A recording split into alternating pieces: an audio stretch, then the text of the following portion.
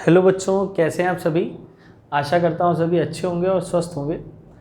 आइए हम लोग स्टार्ट करते हैं अपने आगे की टॉपिक, जहाँ पर हम लोग ने इससे पहले वाली टॉपिक में हम लोग ने मेल्टिंग प्रोसेस को पढ़ा था। और मेल्टिंग प्रोसेस में मैंने एक आपको बात बताई थी कि वहाँ पर latent heat of fusion act करती है। तो यानी लेटेंट हीट ऑफ फ्यूजन क्या थी, मैं आपको एक बार रिवाइज करा देता हूँ कि जब हम किसी सॉलिड को मेल्ट कराते थे तो आपको मैंने बताया था, जैसे मान लीजिए आइस क्यूब थी हमारे पास एग्जाम्पल के तौर पे, तो उस आइस क्यूब को हम एक बीकर में रख रहे थे और बीकर में रखने के बाद हम लोग उसको लगातार बाहर से हीट प्रोवाइड करा रहे थे, हीट देते चले जा रहे थे, हीट देते चले जा रहे थे।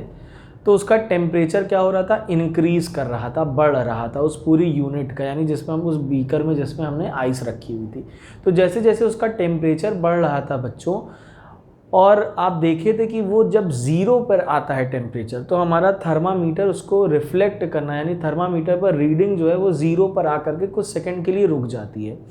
कुछ सेकंड के लिए जो रीडिंग रुक जाती है, यानी वहाँ पर जो पार्टिकल्स थे उनका फोर्स ऑफ अट्रैक्शन ओवरकम हो रहा था। यानी अभी तक क्या हो रहा था, अभी तक जब हम हीट प्रोवाइड करा रहे थे तो काइनेटिक एनर्जी बढ़ रही थी, गतिज ऊर्जा बढ़ रही थी कणों की, तो वो गतिज ऊर्जा अब सफिशिएंट हो चुकी थी, काइनेटिक एनर्जी अब सफिशिएंट मिल चुकी थी पार्टिकल को। अब जो 0 डिग्री सेल्सियस पर काम हुआ वो उनके बीच का फोर्स ऑफ अट्रैक्शन तोड़ने का काम हुआ। तो फोर्स ऑफ अट्रैक्शन जैसे ही टूटा वैसे ही टेम्परेचर बढ़ने लगा। तो जो फोर्स ऑफ अट्रैक्शन जब टूटा 0 डिग्री सेल्सियस पर, तो वो हीट हमें रिफ्लेक्ट होती हुई थर्मामीटर पर नज़र नहीं आई, जिसे हम कह रहे थे लेटेंट हीट ऑफ फ्यूजन, यानी गलन की गुप्त ऊष्मा।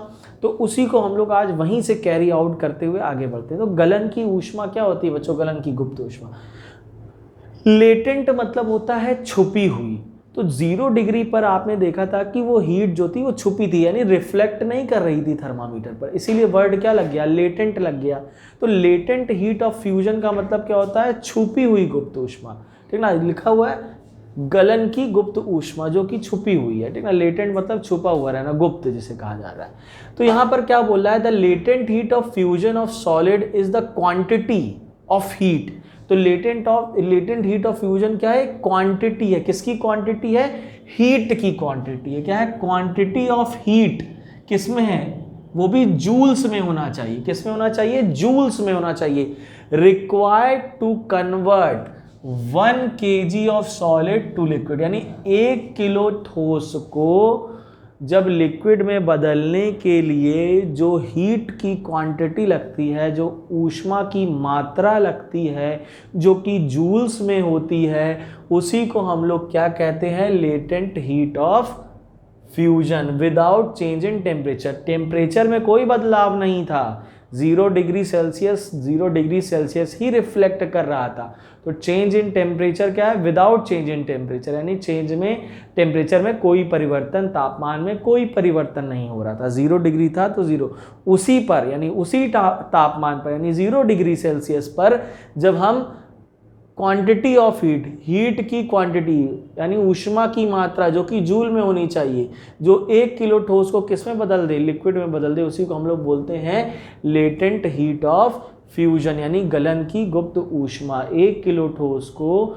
द्रव में बदलने के लिए जो ऊर्जा की मात्रा होती है, जो कि जूल्स में होती हो, उसी को हम लोग क्या कहते हैं, गलन की गुप्त ऊष्मा कहते हैं। ये कितनी होनी चाहिए, ये होती है 3.347 इंटू 10⁵ जूल पर केजी, इतनी होनी चाहिए।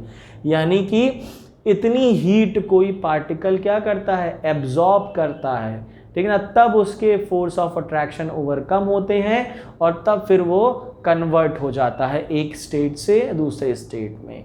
ठीक ना, तो ये हम लोग मेल्टिंग में हम लोग ये बात पढ़ के आए थे। ठीक ना, अब हम लोग पढ़ने वाले हैं बच्चों क्या, फ्रीजिंग को।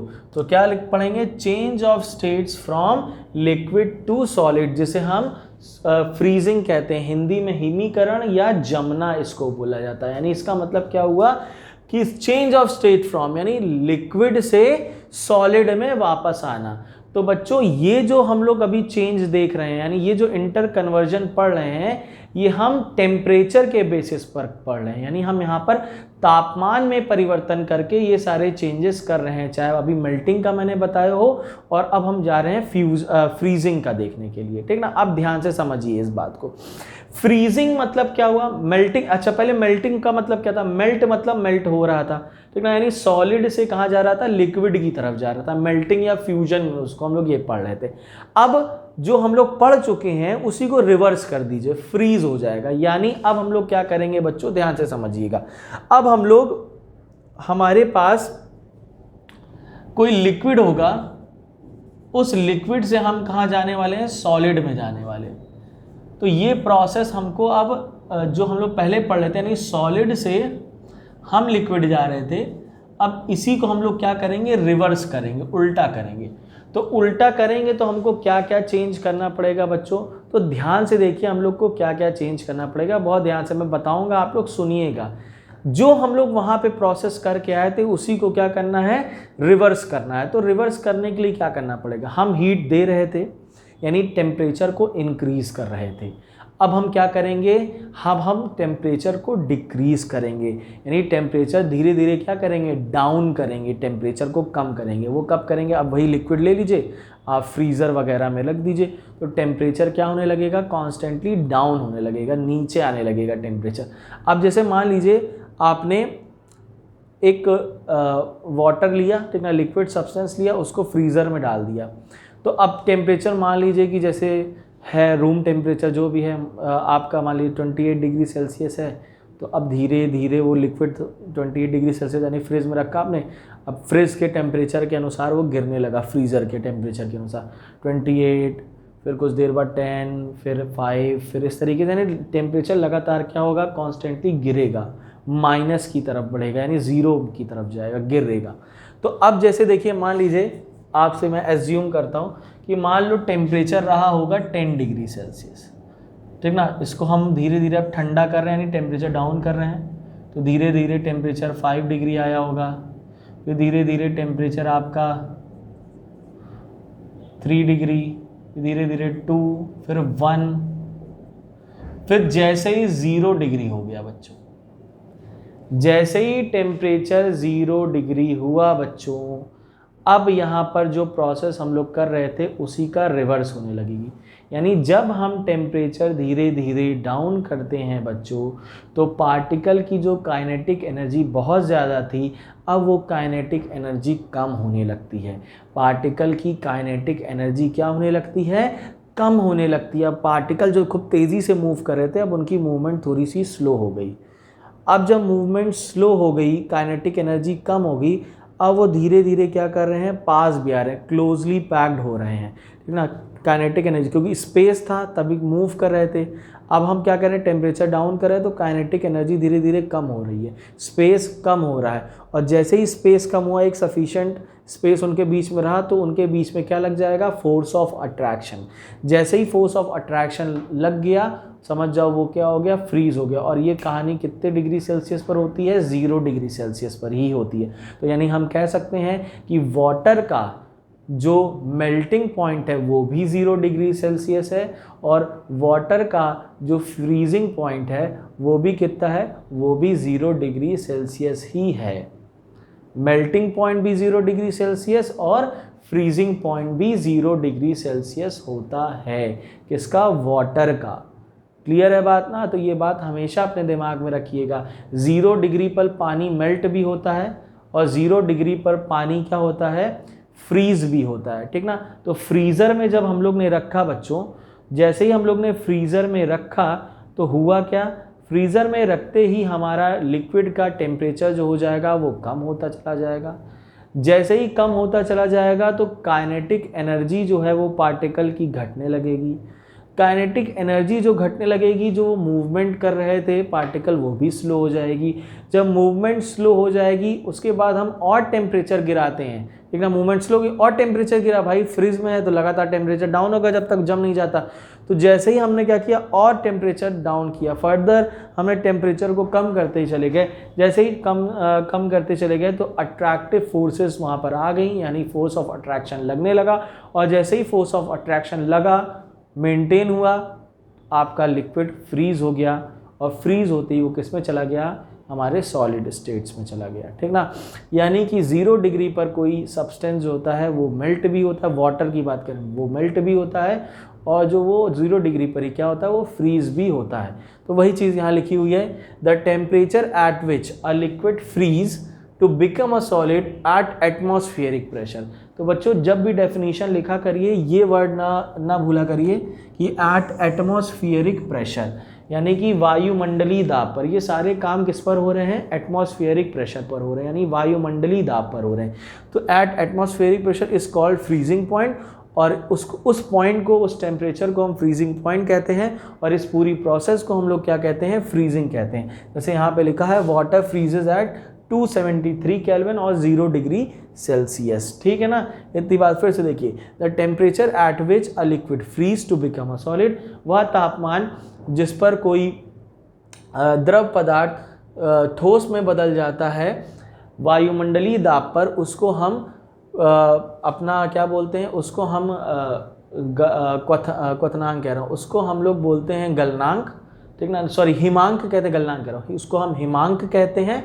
और ये प्रक्रिया हिमीकरण कहलाती है, ठीक ना, जमना जिसे कहते हैं, ठीक। जैसे पानी का आपने देख लिया 273 केल्विन और 0 डिग्री सेल्सियस। क्लियर है इतनी बातें, ध्यान से देख लीजिए और पढ़ लीजिए आराम से दोनों डेफिनेशंस को जो मैंने आपके सामने लिखवाई है, लेटेंट हीट ऑफ फ्यूजन वाली और change of states from liquid to solid वाली। ध्यान से देख लीजिए ज़रा, फिर उसके नीचे एक जो बात लिखी हुई है उसको भी डिस्कस करते हैं, वो क्या लिखी हुई है। चलिए ध्यान से देखिए,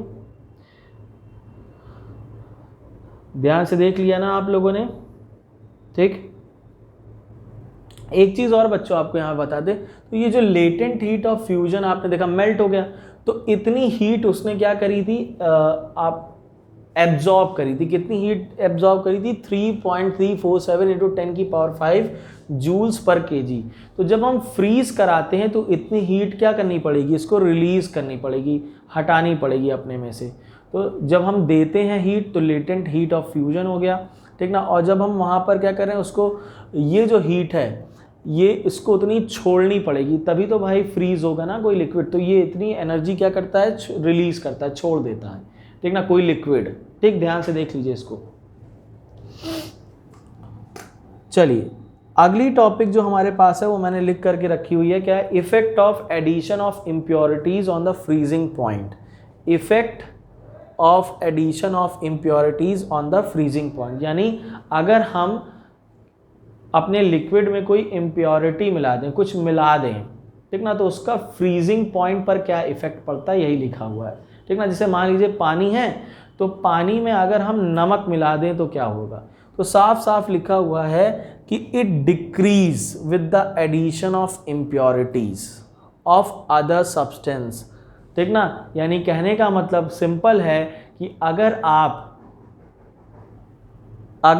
चलिए बच्चों देखते हैं, तो क्या कह रहा था, effect of addition of impurities on freezing point, यानी कहने का मतलब है जब हम फ्रीजिंग पॉइंट को में इम्प्योरिटी मिलाते हैं किसी लिक्विड में, तो उसका रिफ्लेक्शन हमें फ्रीजिंग पॉइंट पर भी देखने को मिलता है। यानी कहने का मतलब क्या है, इट डिक्रीजेज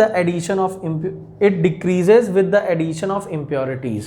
यानी कहने का मतलब है अगर पानी है, ठीक ना, पानी का फ्रीजिंग पॉइंट अभी मैंने आपको बताया वाटर का वो होता है 0 डिग्री सेल्सियस, ठीक ना। जैसे ही आपने क्या किया, पानी में कोई इम्प्योरिटी मिला दी, जैसे NaCl मिला दिया आपने, नमक मिला दिया या ग्लूकोज मिला दिया, शुगर मिला दी। अब जब आप उसको फ्रीज करने जाओगे तो उसका फ्रीजिंग पॉइंट क्या हो जाएगा, डिक्रीज कर जाएगा। डिक्रीज यानी घट जाएगा उसका फ्रीजिंग पॉइंट। तो 0 डिग्री सेल्सियस पे अब जो फ्रीज हो रहा था वो वाटर, वो और घट गया मीन्स और माइनस में चला गया, और बाद में अब वो क्या होगा, आपका फ्रीज होगा। तो वही चीज़ यहाँ पर लिखी है कि जब कभी आप प्योर सब्सटेंस में, जो कि कोई प्योर लिक्विड हो सकता है जैसे वाटर, उसमें आपने कुछ इम्प्योरिटीज़ मिला दी, जैसे कि आपने कुछ सॉल्ट्स ऐड कर दिए, ग्लूकोज मिला दिया, यूरिया मिला दी, तो इससे क्या होता है, डिक्रीज कर जाता है उसका फ्रीजिंग पॉइंट, घट जाता है।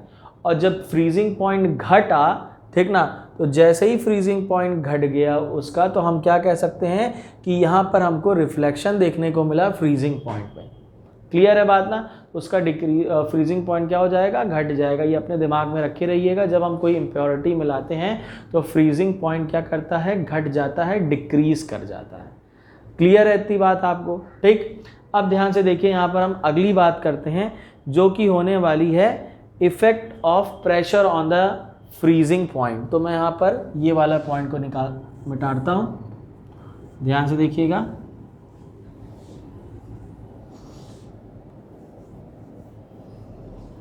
हम लोग पढ़ने वाले हैं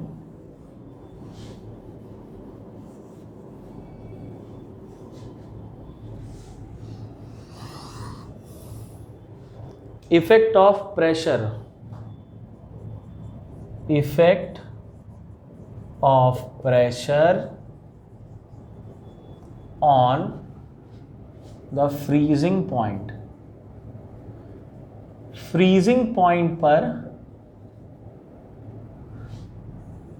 प्रेशर का क्या इफेक्ट पड़ता है, तो ये खासकर हम वाटर के लिए ही चेक करेंगे, ठीक ना। तो इसका क्या इफेक्ट पड़ता है इसको भी देख लेते हैं।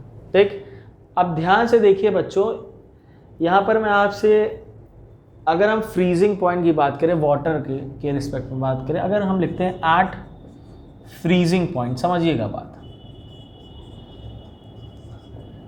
तो यहाँ पर हम कह सकते हैं जो लिक्विड होता है बच्चों, और जो हमारा लिक्विड से जो सॉलिड में कन्वर्ट हुआ, यानी कि वाटर से जो आइस बन रही होगी, इसके बीच में एक इक्विलिब्रियम मेंटेन हो जाता है। ये इक्विलिब्रियम का साइन होता है। इक्विलिब्रियम का साइन, अगर आपको इक्विलिब्रियम का मतलब समझाऊं तो ऐसे, जैसे मान लीजिए आपने बर्फ़ को जब रखा है तो कुछ देर बाद आप उसको निकालोगे फ्रीज़र से, आपको ऐसा लगता है कि देखो ऊपर ऊपर बर्फ़ भी रहती है और नीचे नीचे पानी भी रहता है।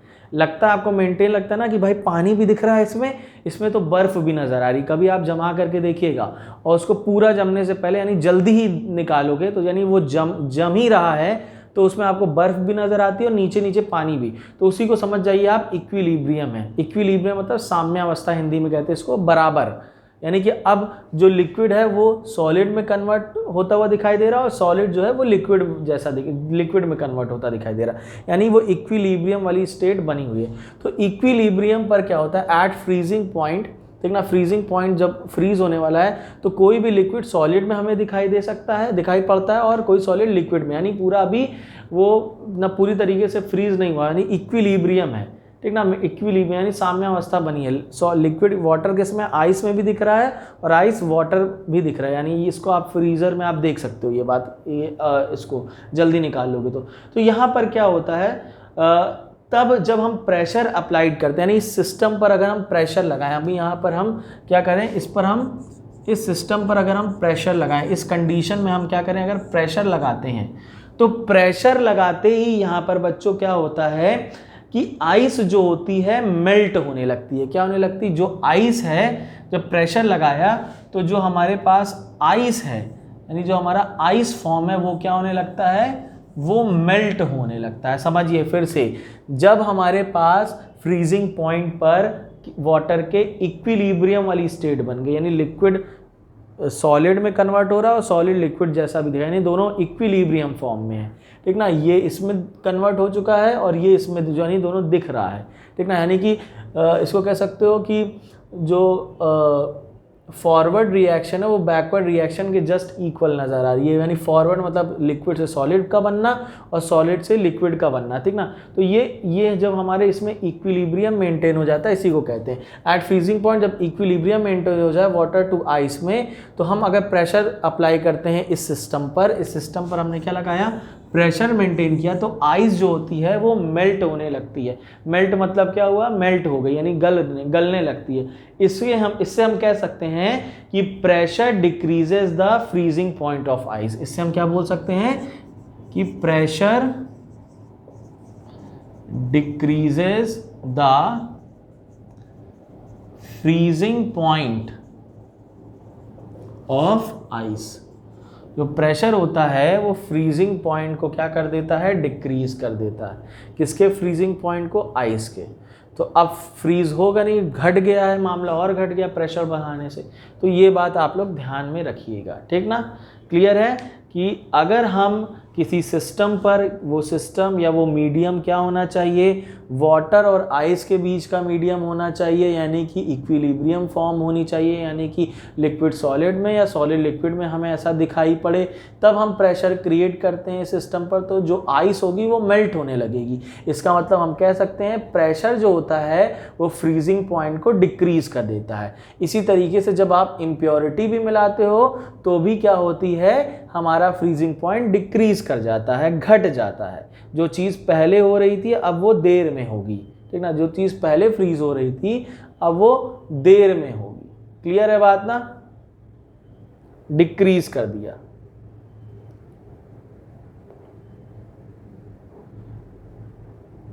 क्लियर है,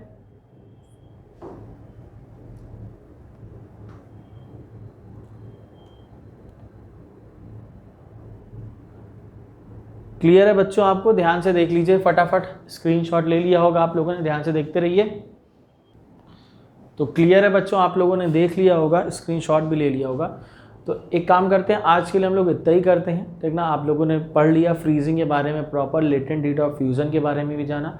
अब इसके आने वाली वीडियो में हम लोग बॉइलिंग की बात करने वाले हैं, ठीक ना। यहाँ पे हमने फ्रीजिंग की बात करी, नेक्स्ट वीडियो में हम लोग किसकी बात करेंगे, बॉइलिंग की बात करेंगे, ठीक ना। तो आज के लिए इतना ही, मिलते हैं अपनी नेक्स्ट वीडियो में जहाँ पर हम इसके आगे की बात करेंगे। थैंक यू बच्चों, बाय।